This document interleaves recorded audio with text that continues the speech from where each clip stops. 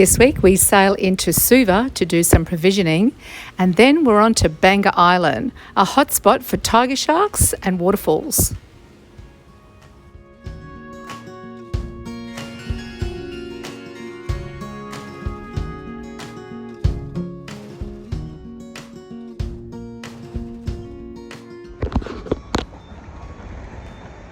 Just sailing into Suva. Here we come.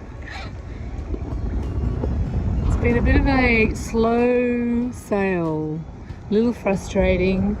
The wind wasn't quite right, but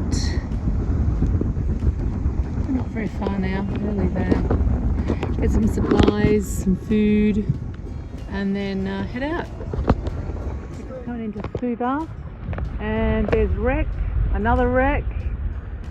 There was wrecks all the way along that reef. There's another big one down there. They're everywhere. Anyway, coming to Big Smoke. Do some provisioning and we'll be here, I don't know, a couple of days and then head out again.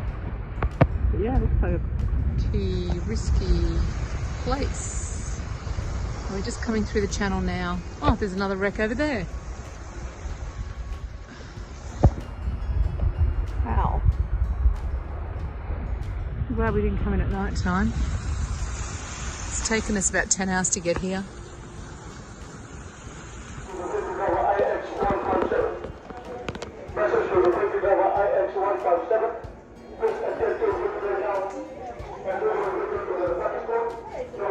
Well, this food market would be the biggest I've seen in Fiji. We're just going to do some provisioning here. They actually have 2 levels, so it's absolutely huge. Well, this is our last day in Suva, and we're just going to check out this museum before heading off tomorrow. This traditional boat gets up to 15 knots of speed. Not bad. We're in the museum in Suva. Come to check out all the traditional and history. That's impressive.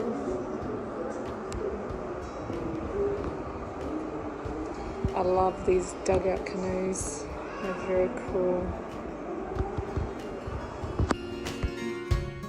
Today we are leaving Suva. We have provisioned and we're heading out through the channel past the shipwrecks and heading for a little island called Beqa Island. It's a famous shark dive spot where you can go with a dive guide and they take you diving with tiger sharks without cages.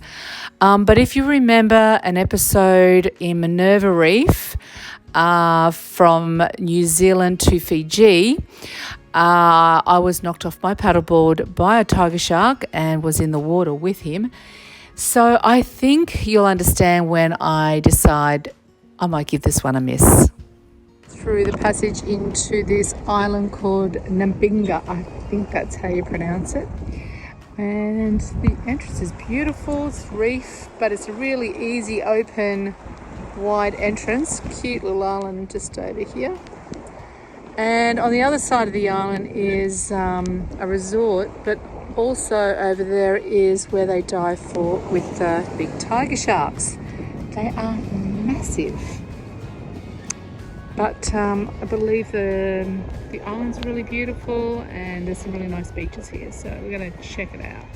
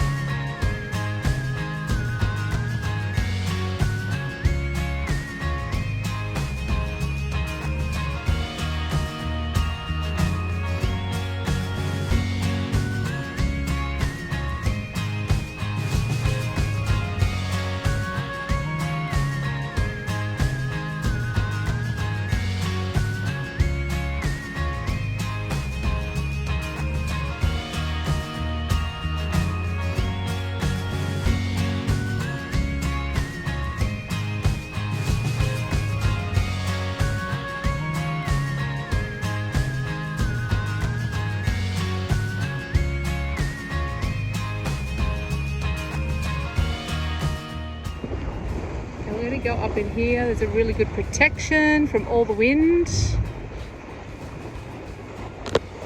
Nice beaches, and there's a reef right here as well. Good snorkeling apparently. So I've heard there's a pretty cool walk to a waterfall around here. They do recommend a guide, but I'm going to do it on my own. I'm just going to go in here and get some handy hints before leaving. Word of advice, if you're going to do this waterfall walk, there's no signs, but you get to this tree, there should be a sign. I went that way and ended up at the beach on the other side. Then I went that way and ended up in the generator room. It's actually that path, right in the centre. Okay, I got completely lost, but it's like a jungle out here. But I found the track again. So here we go, again. Okay, it turned out that one was farmland. So I'm going to take this one. That was like a 20-minute walk up a hill, slippery, for nothing. Anyway, I think I'm on the right track. I remember a guy saying to me, turn right before you get to the river. It wasn't really a river, it was more like a stream. Anyway, another fork in the road. Great. Okay, we're going to go this way. On the right track. Yay! Okay, we found the river. Okay, I'm on the right track. Let's keep going. Well, I eventually found the path. It probably is a good idea to take a guide with you. Here. There's so many paths leading to different areas. Next we end up in a farm or a village. I went the wrong way. And now I think I'm going the right way. I can hear water. Okay, I can hear water. And I can see a waterfall. And this path is taking me up. So there must be another one up here. I don't know why I always seem to do these hardest tracks on my own. I don't mean to. I just end up doing it. And I'm thinking, God, this is pretty dangerous. But too late to go back now. Yep, I found it. There it is. Hey, sticker. Ooh, cold.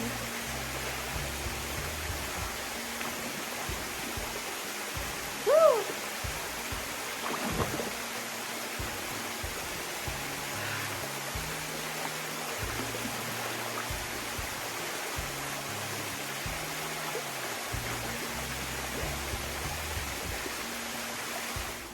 Well, that was definitely worth it. If you're going to come to Beqa Island to do the shark dive, I'd definitely recommend doing this hike as well. It's really beautiful, beautiful farmland you pass through and jungle-like tracks. It's really nice. I haven't used a guide. You can find your way through. So yeah, give it a go. It's beautiful. It's worth it. I'm going to head back now.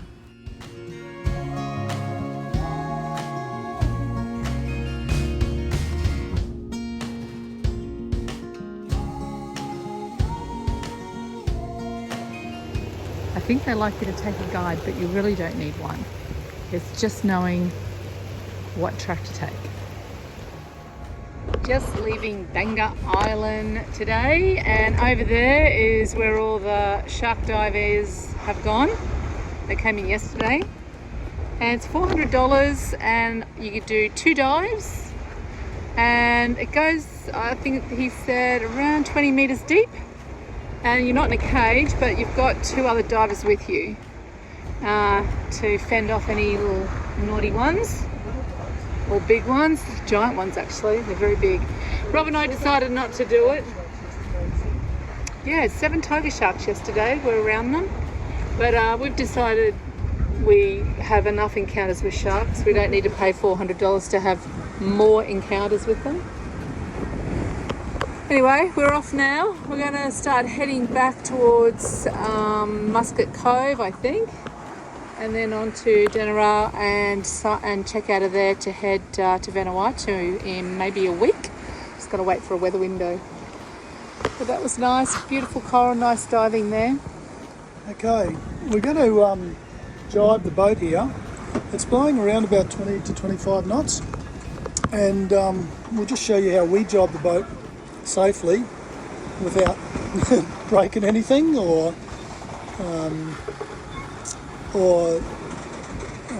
doing an uncontrolled jibe. So the first thing we'll do here,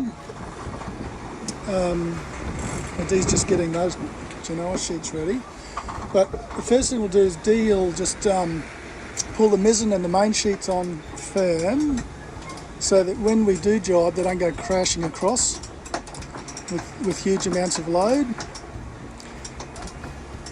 So that's the mizzen on firm, is it? Yep. Rightio. Main on. Just have a look. Yep, that's pretty good. Right, and now if you just want to ease the genoa, I'll furl this. Usually I'll furl the genoa about halfway in so it doesn't foul on anything. And bring this across. So we're turning the boat now.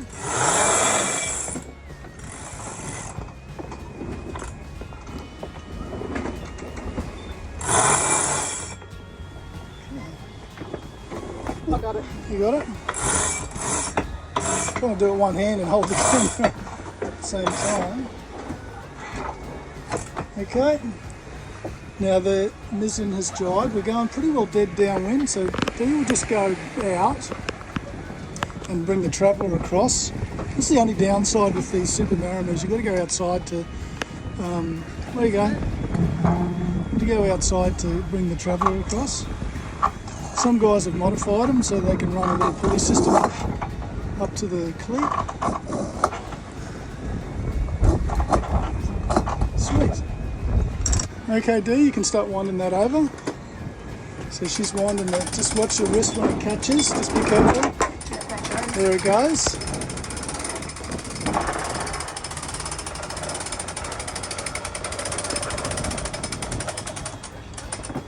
Beautiful. Unfurl the genoa again.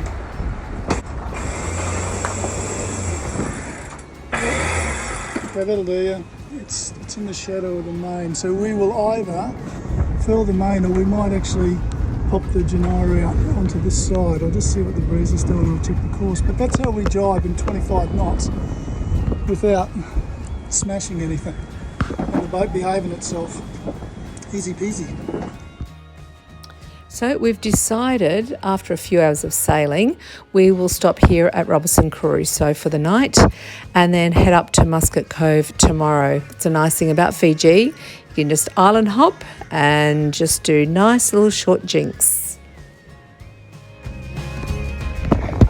Where is he? This is how you step on one of these bloody little sea snakes. Oh, yeah. Can you see him? So hidden under the weed. In the shallow water. Now I've stepped on one of these before and been bloody bitten by one. It's not good. Sea snake. And they won't attack you. See, he's just trying to hide. He won't attack you unless you stand on him. Little banded sea snake. We had one of these on our engine, on our motor one day. Yeah, that was a lot more colourful than this guy. Yeah, and it had a lot more black. This one's a lot more browner. Look how he's just foraging in the grass. He's taking no notice of us whatsoever. You could easily step on him. He's taking no notice of us whatsoever. Just going through the weed, looking for little things to eat. You're putting that in the water. Did you realise that? The water's so warm I couldn't actually feel the water. So we've just arrived at this beach. What's this one? What's this called? Sorry? Robinson Crusoe. Oh yeah, Robinson Crusoe Island. And we came in through that channel. It's like a little lagoon. All these islands are like in lagoons, so it's really protected from the wind. And they're quite easy to get through actually. The coral is, there's quite a nice big opening reef. So they're not hard. You can see if there's any bommies, which there wasn't. My God, the water is like bath water. It's really hot, the water. Check out this shell. We found an eel as well.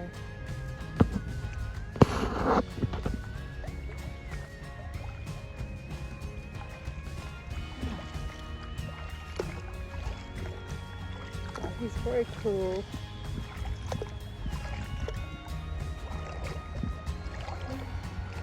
Eels and snakes. He actually slowed down for me.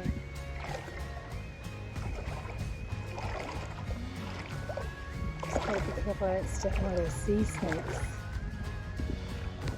Just leaving another really protective anchorage, Robinson Crusoe. And all these anchorages along the southern end of Fiji have been really protected. And it's sort of like a lagoon. So you go through the channel into the lagoon, and then there's an island or a resort in there. And the resorts are, what we've experienced, really friendly. So Fiji is a very easy cruising ground. Harbour now. That's Shangri-La resort over there. It's a very big family resort. Quite very nice. Beautiful beaches. Nice snorkeling. They do heaps of activities, and there's this beach that goes all the way around. And the water's really nice and clear. It was a little bit rolly last night because there's a big open seaway here going back out to the ocean. So we're on the southern side of Fiji, and now we're heading around towards Muscat Cove. Next week we're going to be sailing back to Muscat Cove and doing some final diving, but on the way there we will stop at the famous Cloud9 surf break and check out some of the other spots as well. And it will be sad to say goodbye to Fiji, but we'll be heading back out to sea.